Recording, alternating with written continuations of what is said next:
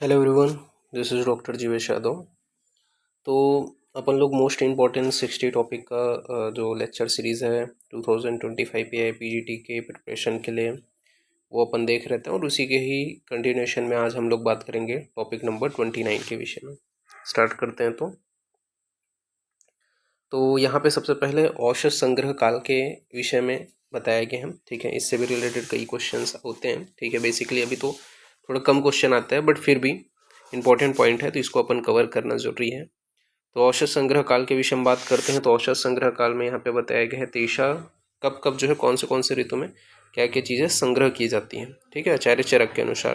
तो यहाँ पे बताया गया है तेषा शाखा पलास अचीर प्रारूढ़ वर्षा वसंत्यो ग्रहाय।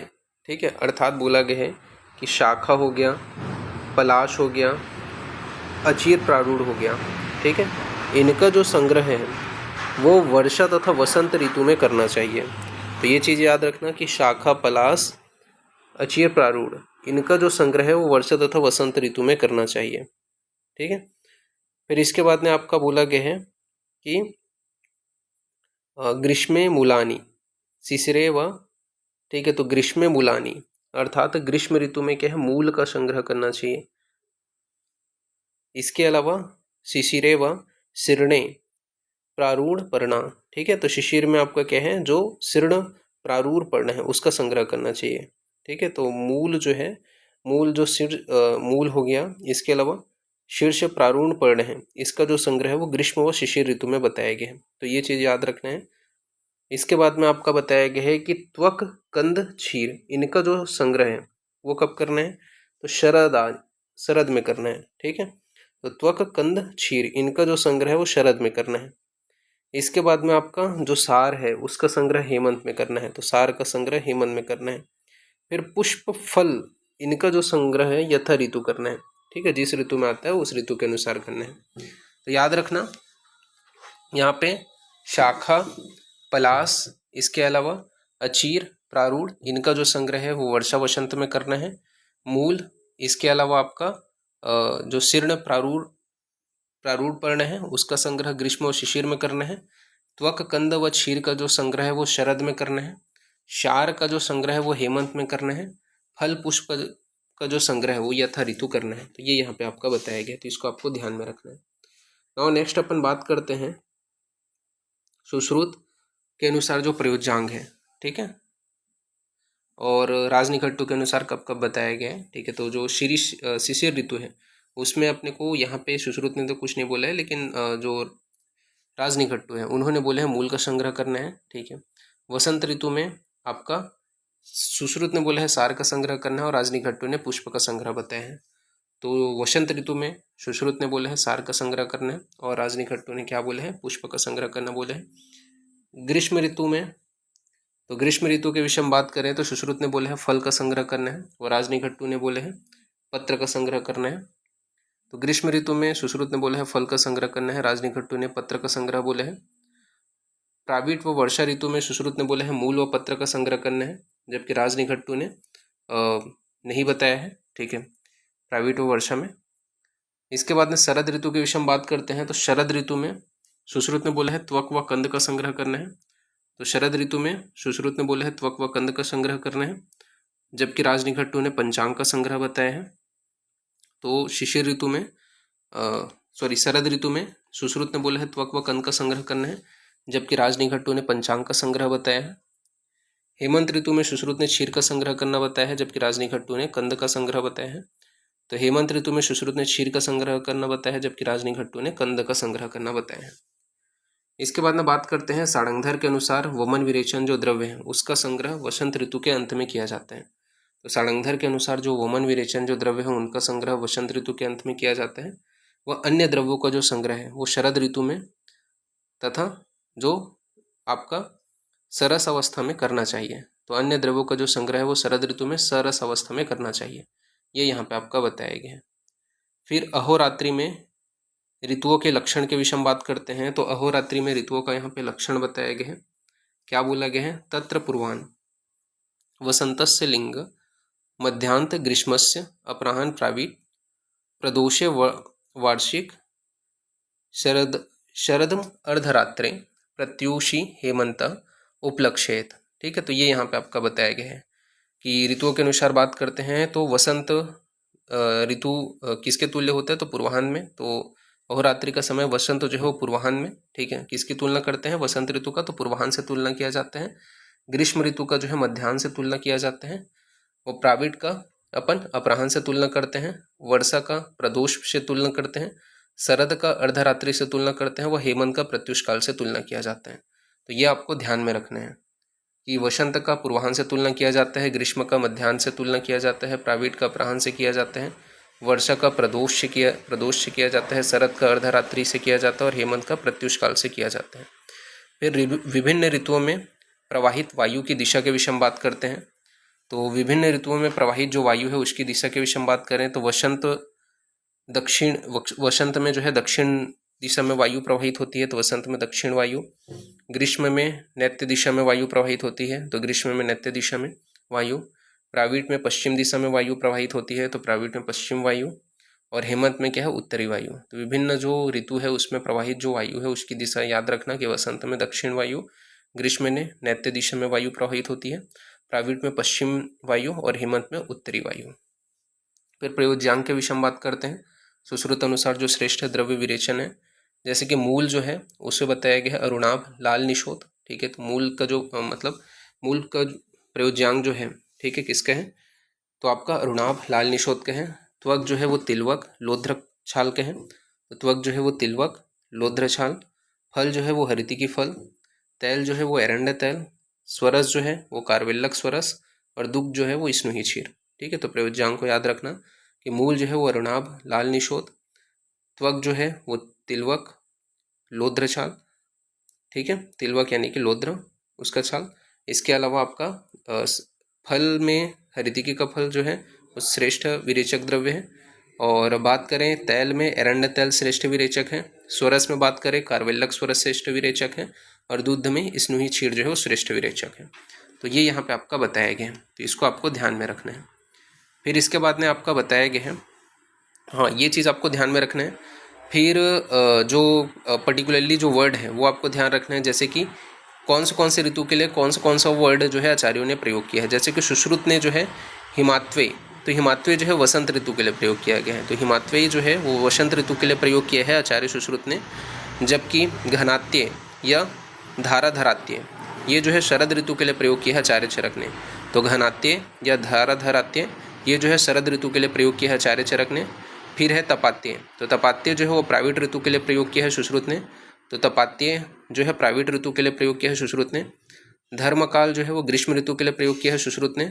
तो घर्मकाल जो है वो आपका ग्रीष्म ऋतु के लिए प्रयोग किया है सुश्रुत ने। धर्मांत्य जो है वो वर्षा ऋतु के लिए प्रयोग किया है चरक ने। तो धर्मांत्य जो है वो वर्षा ऋतु के लिए प्रयोग किया है चरक ने। फिर सुश्रुत अनुसार सेवनीय जो जल है वो अपन देख लेते हैं। तो वसंत या ग्रीष्म ऋतु में प्रस्त्रावण यानी कि झरना कुएं का जल, तो वसंत या ग्रीष्म ऋतु में प्रस्त्रावण झरना या कुएं का जल। वर्षा ऋतु में अंतरिक्ष या औद्भिद जल, तो वर्षा ऋतु में अंतरिक्ष या औद्भिद जल। प्राइवेट ऋतु में आपका चौट्य जल, तो प्राइवेट ऋतु में चौट्य जल। शरद ऋतु में सभी प्रकार के जल सेवनीय होते हैं, तो शरद ऋतु में सभी प्रकार के जल सेवनीय होते हैं। और हेमंत ऋतु में जो सरोवर व ताड़क का जल, तो हेमंत ऋतु में सरोवर व ताड़क का जल। तो वसंत या ग्रीष्म ऋतु में प्रस्त्रावण झरना कुआं। वर्षा ऋतु में अंतरिक्ष या औद्भिद जल। प्राविट में चौट्य जल। शरद में सभी प्रकार के जल सेवनीय है और हेमंत में सरोवर या ताड़क जल है। ठीक है, तो ये आपको ध्यान में रखना है। फिर इसके बाद में बात करते हैं मध्य अतिरेका का जो क्रम है। ठीक है, तो वो यहाँ पे आपका बताया गया है।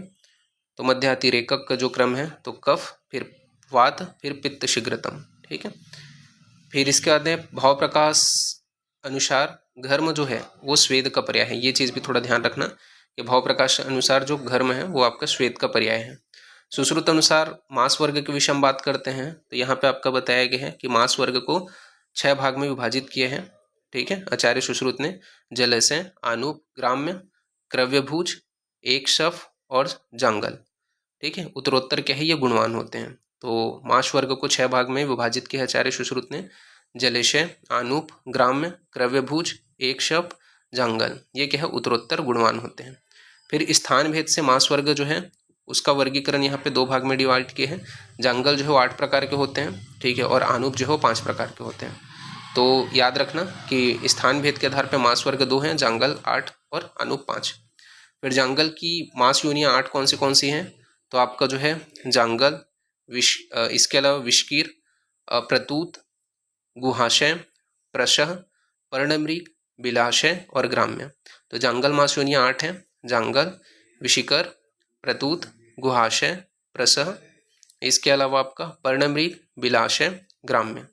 आनुप मास योनियाँ 5 हैं, कुलचर, प्लव, कोशस्थ, पादी, मत्स्य। तो जो अनूप मास योनि है वो 5 हैं, कुलचर, प्लव, कोशस्थ, पादी, मत्स्य। सुश्रुत अनुसार ऋतु के अनुसार भोजन ग्रहण। तो सुश्रुत अनुसार ऋतुओं के अनुसार भोजन ग्रहण बताया गया है कि हेमंत व शिशिर ऋतु में रात्रि लंबी होती है तो भोजन प्रातःकाल ग्राह्य होते हैं। तो हेमंत व शिशिर ऋतु में रात्रि लंबी होती है तो भोजन प्रातःकाल ग्राह्य होते हैं। ग्रीष्म व प्राविट ऋतु में दिन लंबा होते हैं तो भोजन अपराह्न में ग्राह्य होते हैं। तो ग्रीष्म व प्राविट ऋतु में दिन लंबा होते हैं तो भोजन अपराह्न में ग्राह्य होते हैं। शरद व वसंत ऋतु में दिन व रात्रि समान होने की वजह से भोजन मध्याह्न में ग्राह्य होते हैं। तो शरद व वसंत ऋतु में दिन व रात्रि समान होने से भोजन मध्याह्न में ग्राह्य होते हैं। तो हेमंत व शिशिर में रात्रि लंबी होने से भोजन प्रातःकाल में ग्राह्य। ग्रीष्म व प्राविट में दिन लंबा होने से भोजन अपराह्न में ग्राह्य। शरद व वसंत में दिन व रात्रि समान होने से भोजन मध्याह्न में ग्राह्य होते हैं। फिर सुश्रुत अनुसार बालकों में औषध की मात्रा के विषय में बात कर लेते हैं। तो बालक में जो अवस्था है, ठीक है, वो अपन देख लेते हैं। जैसे कि मास दूर्व क्षीरप में, ठीक है, तो यहाँ पे आपका बताया गया है मास दूर्व क्षीरप में जो है औषध का जो मात्रा है वो अंगुली पर्व द्वय ग्रहण, ठीक है, तो अंगुली पर्व द्वय ग्रहण बताया गया है। और इसमें औषध ग्रहण केवल धात्री को ही औषध ग्रहण कराया जाता है, ठीक है। इसके बाद में क्षीरन नाथ जो बालक होते हैं उसमें औषध की जो मात्रा है वो कोल अस्थिवत बताया गया है। तो क्षीरन नाद में जो है औषध की मात्रा कोल अस्थिवत बताया गया है। औषध ग्रहण बताया गया है कि बालक व धात्री दोनों को देते हैं। तो औषध ग्रहण में बताया गया है बालक व धात्री दोनों को देते हैं। फिर अन्नाद में, तो अन्नाद में बताया गया है कि औषध की मात्रा कोलवत होते हैं। औषध ग्रहण में बताया गया है केवल बालक को औषधि देते हैं। तो अन्नाद में औषध मात्रा कोलवत होते हैं। औषध ग्रहण बताया गया है केवल बालक को औषध देते हैं। तो ये आपको ध्यान में रखना है। फिर सुश्रुत अनुसार महाभूत मानस गुणों के संबंध, ठीक है, तो यहाँ पे आपका आकाश के लिए मानस गुण बताया गया तत्र सत्व बहुलम सत्वम, ठीक है। तो यहाँ पे आपका जो महाभूतों का जो गुण है वो याद रखना कि सत्व बहुलम आकाशम, सत्व बहुलम आकाशम। तो ये आपका क्या बताया गया, सत्व बहुल कौन होते हैं, आकाश होते हैं। सुश्रुत ने इसमें गुण कौन सा बताया है, शब्द गुण बताया है, ठीक है। इसके अलावा बताया है सर्वच्छिद्र छिद्र समूह विवक्तता, ठीक है। तो ये आपको याद रखना है, सर्वछिद्र समूह विवक्तता, ये किसके लिए बोला है, आकाश के लिए बोला गया है। फिर वायु के लिए जो गुण होता है वो क्या है, रजो बहुलम वायु, ठीक है। तो रज प्रधान होता है, कौन सा मानस गुण, रज प्रधान होता है वायु। गुण जो होता है वो शब्द स्पर्श होते हैं। तो सर्वचेष्टा समूह, ठीक है, ये किसके लिए बोला गया, वायु के लिए बोला गया। तो सर्वचेष्टा समूह इसके लिए बोला गया, वायु के लिए बोला गया। फिर इसके बाद में अग्नि जो है उसके लिए बोला गया सत्व रजो बहुलानी अग्नि, ठीक है। तो सत्व और रज दोनों की बहुलता किसमें होती है, अग्नि की होती है। तो सत्व और रज दोनों की अधिकता किसमें होती है, तो अग्नि महाभूत में होती है। इसमें अपन बात करें गुण के विषय में तो शब्द स्पर्श रूप, ठीक है। तो गुण क्या बताया गया, शब्द स्पर्श रूप, वर्ण संतापो, ठीक है, ये यहाँ पे आपका बताया गया है। तो वर्ण संतापो। फिर जल के विषय में बात करते हैं तो जल में यहाँ पे बताया गया सत्व तमो बहुलो आपा, ठीक है। तो जल में यहाँ पे आपका बताया गया है सत्व तमो बहुलो आपा, ये क्या है आपका मानसिक गुण है। बात करते हैं गुण के विषय में तो शब्द स्पर्श रूप रस, ठीक है, ये गुण है। और गुण में यहाँ पे बताया गया सर्वद्रव्य समूह, ठीक है। तो गुण में क्या बताया गया है, सर्वद्रव्य समूह। फिर पृथ्वी के विषय में मानसिक गुण बताया गया है तमो बहुलम पृथ्वी, ठीक है। तो तम जो है मानसिक गुण प्रधान होता है पृथ्वी, तो तम मानसिक गुण प्रधान होता है पृथ्वी। गुण जो होता है शब्द स्पर्श रूप रस गंध, गुण में क्या है, सर्वमूर्त समूह होते हैं। इसके बाद में थोड़ा सा और एक्स्ट्रा पॉइंट अपन देखते हैं कि आसव की जो योनियां हैं वो 9 बताया गया है, फल सार मूल पुष्प धान्य त्वक कांड पत्र और शर्करा, ठीक है। तो आसव की योनियां 9 है, फल सार मूल पुष्प धान्य त्वक कांड पत्र और शर्करा, ये आपको ध्यान में रखना है। इसके अलावा कुल पथ्यतम जो आसव है वो 84 बताया गया है। तो कुल पथ्यतम आसव 84 है, फल आसव 26 है। इसके अलावा सार आसव 20 है, मूलासव 11 है, पुष्पासव 10 है, धान्यासव 6 है। ठीक है, तो धान्यासव जो 6 है उसमें क्या है, सूरा, सवीरक, तुषोदक, मौर्य, मेदक और धान्य आम्ल आते हैं। तो धान्यासव 6 है, सूरा, सवीरक, तुषोदक, मौर्य, मेदक और धान्य आम्ल आते हैं। त्वगासव 4 है, तिलवक, लोद्र, एलुआ, क्रुमुक यानी कि सुपारी।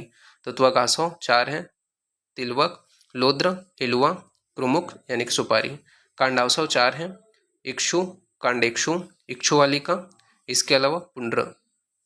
तो कांडासव 4 है, इक्षु, कांडेक्षु, इक्षुवालिका, इसके अलावा पुंड्रक। पत्रासव 2 है, पटोल पत्र और ताड़पत्र। तो पत्रासव 2 है, पटोल पत्र और ताड़पत्र। सरकरासव 1 है। ठीक है, तो ये आपको याद रखना है। फिर इसके बाद में थोड़ा सा एक और पॉइंट यहाँ पे जो एक्चुअली में आपको ध्यान में रखना था, जो मैंने यहाँ पे ऐड कर दिया है, चरक अनुसार 10वीं परीक्षा भाव। ठीक है, तो चरक अनुसार 10वीं परीक्षा भाव कौन से हैं, चिकित्सा शास्त्र में उसका क्या महत्व है, ठीक है, और सुश्रुत के अनुसार क्या है महत्व है, तो वो चीज़ अपन देखते हैं। जैसे कि कारण, तो कारणम भीषक। ठीक है, तो कारण कौन है, तो कारण जो है वो भीषक है, वैद्य है। ठीक है, तो ये चीज़ याद रखना है, कारण कौन है, भीषक है, वैद्य है। ये चरक ने भी बोला है और सुश्रुत ने भी बोला है, सॉरी सुश्रुत ने क्या बोला है, कर्ता भीषक बोले हैं। ठीक है, और चरक ने क्या बोला है, कारण भीषक बोले हैं। तो ये चीज़ याद रखना है कि कारण भीषक ये चरक बोलते हैं और कर्ता भीषक सुश्रुत बोलते हैं। फिर करणम पुनः भेषज, तो करणम पुनः भेषज ये किसने बोले हैं, तो करण में भेषज होते हैं, औषध होते हैं, ये किसने बोले हैं, तो ये आचार्य चरक ने बोले हैं। तो करण में भेषज होते हैं, ये किसने बोले हैं, चरक ने बोले हैं। और सुश्रुत ने बोला है करण जो है वो रस होते हैं, ये सुश्रुत ने बोले हैं। तो करण क्या है, रस होते हैं, ये सुश्रुत ने बोले हैं। तो करण भेषज होते हैं, ये चरक ने बोले हैं, और करण रस होते हैं, ये सुश्रुत ने बोले हैं। फिर कार्य योनि, तो कार्य योनि जो है वो धातु वैषम्य होते हैं, ये चरक का मत है। तो कार्य योनि, ठीक है, तो कार्य योनि क्या है, धातु में वैषम्यता। ठीक है, वो क्या है आपका चरक का मत है। जबकि कार्य जो है सॉरी कारण जो है वो दोष बताए हैं। तो कारण जो है वो क्या बताया है, आचार्य सुश्रुत ने दोष बताए हैं। तो ये आपको याद रखना है। फिर कार्य, तो कार्य क्या है, धातु साम्य। तो रोगनाशक या धातु साम्य अवस्था ये क्या है, कार्य है। तो कार्य क्या है, धातु साम्य। तो धातु साम्य क्या है, कार्य है। जबकि सुश्रुत ने क्या बोले हैं, कार्य आरोग्य बताए हैं। तो कार्य क्या बताया है, सुश्रुत ने आरोग्य बताया है। तो ये डिफ्रेंशिएशन थोड़ा याद रखना। फिर कार्यफल क्या है, सुख प्राप्ति।